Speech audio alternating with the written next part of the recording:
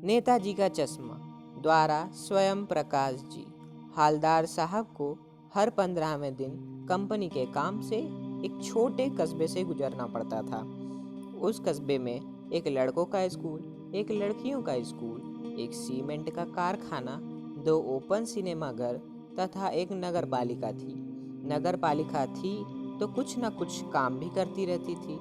कभी सड़कें पक्की करवाने का काम, तो कभी शौचालय का, तो कभी कभी सम्मेलन करवा दिया। एक बार नगर पालिका के एक उत्साही अधिकारी ने मुख्य बाजार के चौराहे पर सुभाष चंद्र बोस की एक संगमरमर की प्रतिमा लगवा दी। चूंकि बजट ज़्यादा नहीं था, इसलिए मूर्ति को बनाने का काम कस्बे के इकलौते हाई स्कूल के शिक्षक को सौंप दिया गया।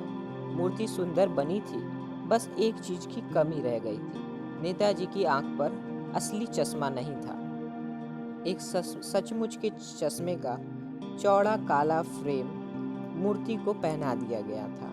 जब हालदार साहब आए तो उन्होंने सोचा, वाह भाई, यह आइडिया ठीक है।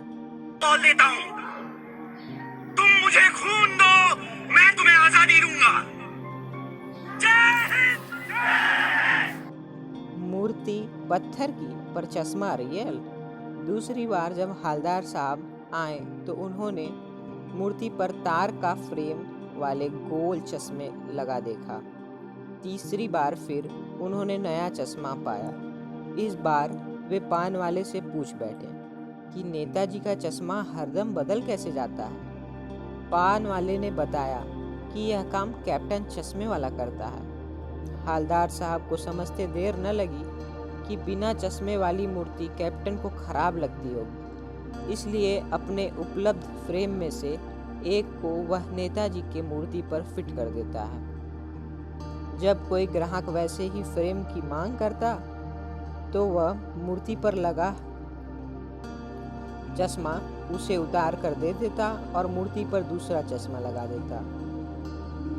चूंकि मूर्ति बनाने वाला मास्टर चश्मा भूल गया था, हालदार साहब ने पान वाले से जानना चाहा कि कैप्टन चश्मे वाले नेताजी का साथी है या आज़ाद हिंद का कोई भूतपूर्व सिपाही।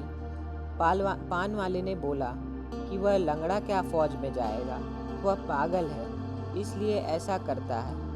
हालदार साहब को एक देशभक्त का मजाक बनते देखना अच्छा नहीं लगा।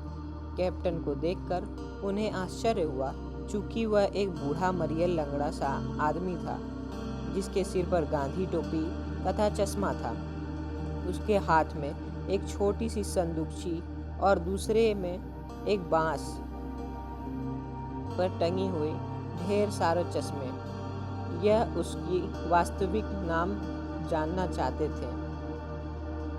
लेखक उनका वास्तविक नाम जानना चाहते थे, परंतु पान वाले ने इससे ज़्यादा बताने से मना कर दिया। 2 साल के भीतर हालदार साहब ने नेताजी की मूर्ति पर कई चश्मे लगते हुए देखे। एक बार जब हालदार साहब कस्बे से गुजरे तो मूर्ति पर कोई चश्मा नहीं था। पूछने पर पता चला कि कैप्टन मर गया है। उन्हें बहुत दुख हुआ। 15 दिन बाद कस्बे से गुजरे तो सोचा कि वहाँ नहीं रुकेंगे, पान भी नहीं खाएंगे और मूर्ति की ओर भी नहीं देखेंगे, परंतु आदत से मजबूर हालदार साहब की नज़र चौराहे पर आते ही आंखें मूर्ति की ओर उठ गए। वे जीप से उतरे और मूर्ति के सामने जाकर खड़े हो गए। मूर्ति की आंखों पर सरकंडे से बना हुआ छोटा सा चश्मा रखा था, जैसा बच्चे बना लेते हैं।